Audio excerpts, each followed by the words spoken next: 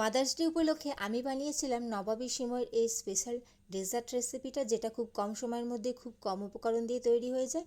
যে কোনো স্পেশাল অনুষ্ঠানে বা গরমের দিনে যদি মিষ্টি জাতীয় ঠান্ডা কিছু খাবার ইচ্ছা হয়, তাহলে অবশ্যই এই রেসিপিটা তোমরাও কিন্তু খুব সহজে বাড়িতে বানিয়ে ফেলতে পারবে।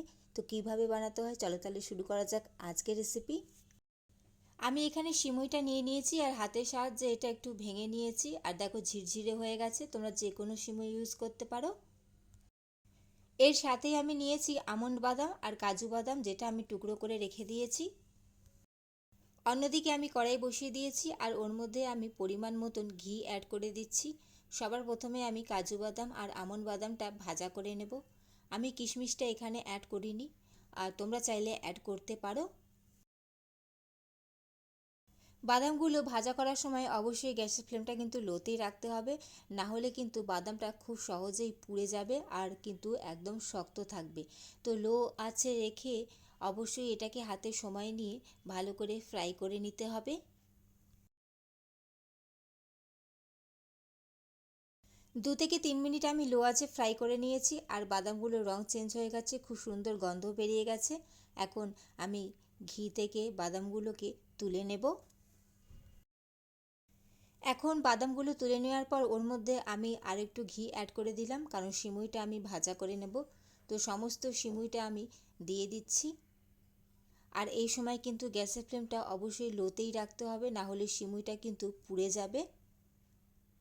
আর কন্টিনিউ কিন্তু এটা নাড়াচাড়া করে যেতে হবে।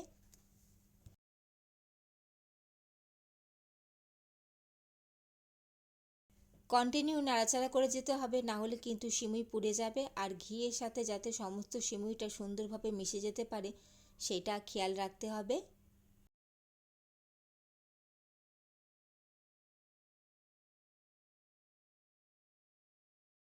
তো দেখতেই পাচ্ছ সমস্ত সিমুইর সাথে কিন্তু ঘিটা মিশে গেছে। আর সিমুইটাও সুন্দরভাবে আমি 3 থেকে 4 মিনিট ফ্রাই করে নিয়েছি। এখন এর মধ্যে আমি চিনির গুঁড়ো অ্যাড করে দিচ্ছি। এখানে কিন্তু অবশ্যই পাউডার চিনি ব্যবহার করতে হবে, কারণ গোটা চিনি দিলে কিন্তু মিশতে খুব বেশি সময় লাগবে। তো আমি গুঁড়ো চিনিটা ব্যবহার করেছি। এখন সিমুর সাথে পুরো চিনিটা ভালো করে মিশিয়ে নিতে হবে। আর মিষ্টি যতটা দরকার ঠিক সেই হিসাবেই আমি চিনিটা অ্যাড করেছি।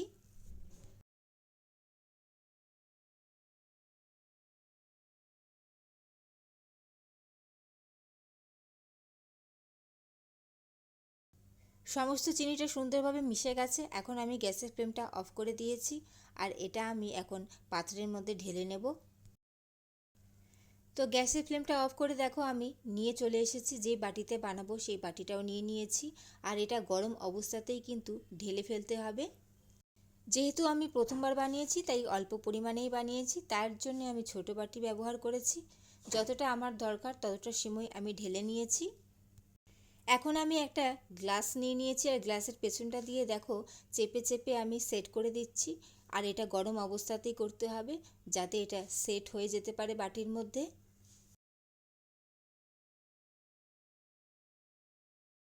আবারও আমি কড়াই বসিয়ে দিয়েছি।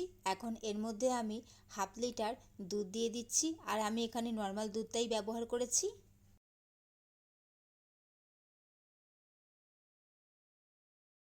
দুধটা ভালো করে ফুটে গেছে। এখন এর মধ্যে আমি চিনি অ্যাড করে দিচ্ছি মিষ্টি অনুযায়ী। যতটা তোমাদের মিষ্টি দরকার সেই হিসাবে তোমরা চিনিটা অ্যাড করে দেবে। আর এখানে কিন্তু আমি চিনিটা গোটা চিনি ব্যবহার করেছি। কন্টিনিউ নাড়াচাড়া করে চিনিটা সুন্দরভাবে মিশিয়ে নিতে হবে দুধের সাথে, যাতে পুরো চিনিটা গলে গিয়ে মিশে যেতে পারে। অন্যদিকে আমি সামান্য একটু দুধ নিয়ে নিয়েছি আর ওর মধ্যে আমি 2 চামচ মতন কাস্টার্ড পাউডার দিয়ে ভালো করে গুলিয়ে নেব। আর গোলাটা এমনভাবে গুলতে হবে যাতে কোনো রকম ডেলা যেন না থাকে।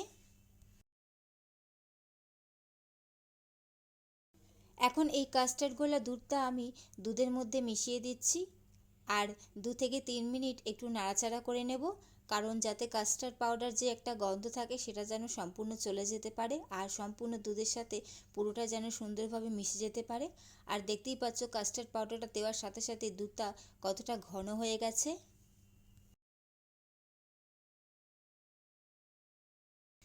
ফাইনালি দেখো দুধের মিশ্রণটাও তৈরি হয়ে গেছে আর দুধটা কতটা ঘন হয়ে গেছে তোমাদেরকে দেখিয়ে দিচ্ছি। দেখতেই পাচ্ছ কতটা ঘন হয়ে গেছে। এখন গ্যাসের ফ্লেমটা অফ করে এটা আমি ঠান্ডা করে নেব। এখন দুধের মিশ্রণটা সম্পূর্ণ একদম ঠান্ডা হয়ে গেছে। এখন সিমইয়ের ওপরে আমি দুধের মিশ্রণটা দিয়ে দিচ্ছি যতটা পরিমাণে দরকার আছে। ফাইনালি দেখো আমি দুধের মিশ্রণটা দিয়ে দিয়েছি, আর দেখতেই পাচ্ছ কতটা পরিমাণে দিয়েছি আমি। এখন এর ওপরে আমি আরও বাকি সিমইটা একটু ছড়িয়ে দিচ্ছি যাতে খেতে খুব সুন্দর লাগে। তোমরা চাইলে ওপরের মিশ্রণটাও মোটা করে দিতে পারো, কিন্তু আমি একদম পাতলা করে অল্প পরিমাণেই দিয়েছি।